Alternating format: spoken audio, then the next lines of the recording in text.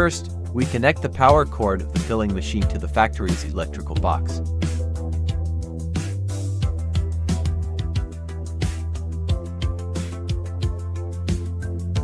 Then plug the foot switch connection terminal into the filling machine.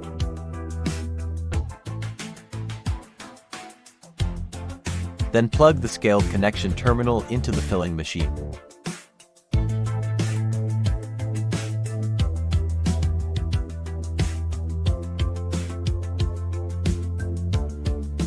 Then plug the plug of the screw conveyor into the socket of the filling machine.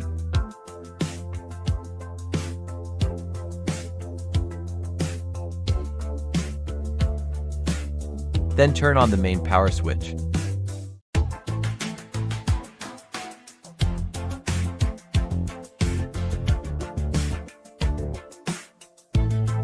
Then open the door of the control cabinet of the filling machine.